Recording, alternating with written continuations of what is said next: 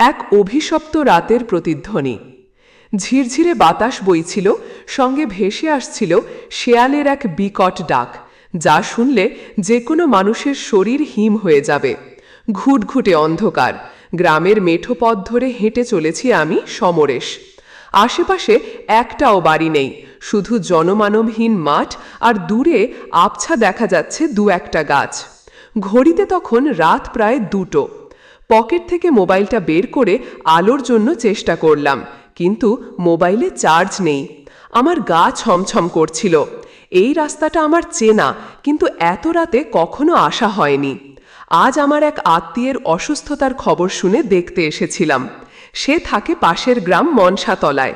সেখান থেকে ফিরতে ফিরতে এত রাত হয়ে গেল। মনসাতলা থেকে আমাদের গ্রামের দূরত্ব প্রায় 20 কিলোমিটার।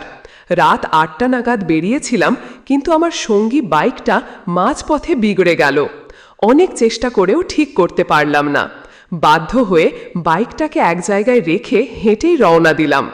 প্রথমে ভয় না করলেও এখন গাঢ় অন্ধকারে চারপাশটা কেমন যেন অচেনা লাগছিল।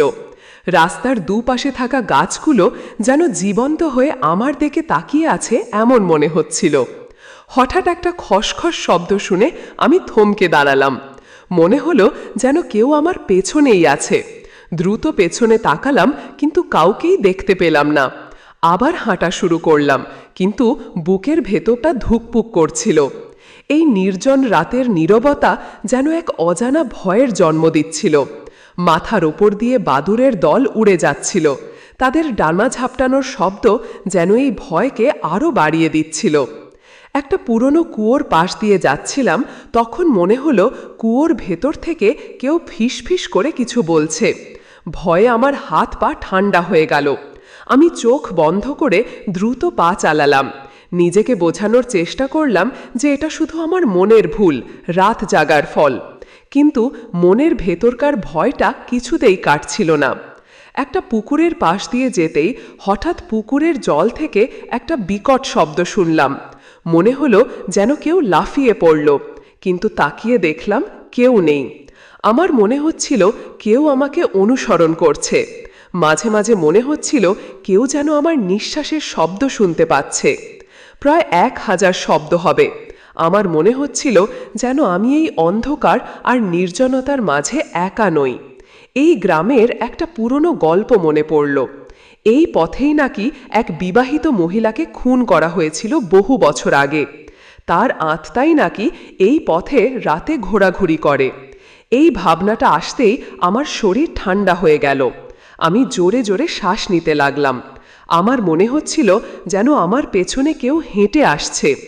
ঘাড় ঘুরিয়ে বারবার পেছনের দিকে তাকাচ্ছিলাম, কিন্তু কাউকেই দেখতে পাচ্ছিলাম না। হঠাৎ একটা পুরনো বটগাছের নিচে এসে থামলাম। এই বটগাছটা অনেক পুরনো। গ্রামের মানুষ বলে এই গাছে ভূত থাকে। আমি আর এক মুহূর্ত দাঁড়ালাম না, প্রাণপণে দৌড়াতে শুরু করলাম। আমার পা যেন আর চলছিল না। মনে হচ্ছিল কোনো অদৃশ্য শক্তি আমাকে টেনে ধরছে। আমি হোঁচট খেয়ে পড়ে গেলাম। আমার কপাল কেটে রক্ত বেরোচ্ছিল। ব্যথায় কোকিয়ে উঠলাম। উঠে দাঁড়াতে যাব, তখনই আমার পায়ের কাছে একটা সাদা শাড়ি দেখতে পেলাম। শাড়িটা দেখে আমার শরীর অবশ হয়ে গেল। এটা নিশ্চয়ই সেই মহিলার শাড়ি। আমি ভয়ে চিৎকার করে উঠলাম, কিন্তু আমার আওয়াজ যেন অন্ধকারে মিলিয়ে গেল। মনে হলো যেন বাতাসের মধ্যে একটা শীতল স্পর্শ অনুভব করলাম। মনে হলো যেন কেউ আমার কানে ফিসফিস করে বলল, তুমি পালাবে কোথায়? এই গ্রাম থেকে তুমি আর বেরোতে পারবে না। আমি আর কিছু ভাবতে পারছিলাম না, জ্ঞান হারালাম। যখন আমার জ্ঞান ফিরল, তখন দিনের আলো ফুটতে শুরু করেছে।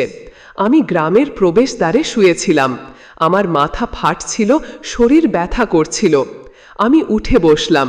আমার মনে হচ্ছিল যেন একটা দুঃস্বপ্ন দেখছিলাম, কিন্তু আমার কপালে হাত দিয়ে দেখলাম রক্ত জমাট বেঁধে আছে। তার মানে এটা স্বপ্ন ছিল না। আমি উঠে দাঁড়িয়ে ধীরে ধীরে বাড়ির দিকে এগোলাম। বাড়িতে পৌঁছে মাকে সব বললাম। মা ভয়ে চুপ করে রইল।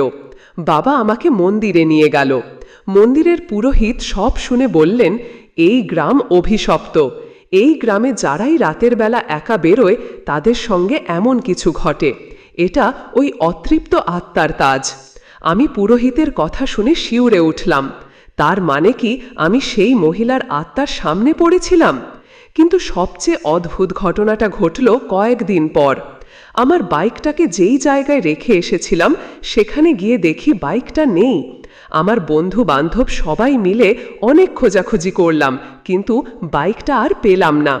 এর থেকে অদ্ভুত কথা হলো কেউ বাইকটা দেখেনি। এমনকি যেই গ্রাম থেকে ফিরছিলাম সেই গ্রামের কেউ বাইকের কথা জানে না। আমার মনে হচ্ছিল যেন আমি কোনো এক ঘোরের মধ্যে ছিলাম। সেই রাতের ঘটনাটা আমার মনে এমন এক গভীর ছাপ ফেলেছিল যে আমি রাতের বেলা একা কোথাও বেরোতে পারতাম না। আমার মনে হতো যেন সেই অতৃপ্ত আত্মা আমার পিছু ছাড়েনি। আমার ঘুমের মধ্যে বারবার সেই মহিলার ফিসফিস শব্দ শুনতে পেতাম, তুমি পালাবে কোথায়? এই গ্রাম থেকে তুমি আর বেরোতে পারবে না। এই ঘটনাটা আমার জীবনকে পাল্টে দিয়েছিল। আমি আর কখনো রাতের বেলা একা বেরোই না।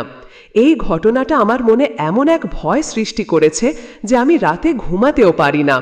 সেই অভিশপ্ত রাতের কথা মনে পড়লে আজও আমার গা শিউরে ওঠে। সেই রাতটা যেন এক অদৃশ্য সন্ত্রাস আমার মনের ভেতর গেঁথে আছে। এই ঘটনাটা সত্যিই ঘটেছিল নাকি আমার মনের ভুল তা আমি আজও জানি না। কিন্তু এই ঘটনাটা আমাকে শিখিয়েছিল যে কিছু কিছু ভয় বাস্তবতার চেয়েও বেশি ভয়ঙ্কর হতে পারে। আর সেই ভয়গুলো আমাদের মনে এমন গভীর ছাপ ফেলে যায় যা থেকে মুক্তি পাওয়া কঠিন।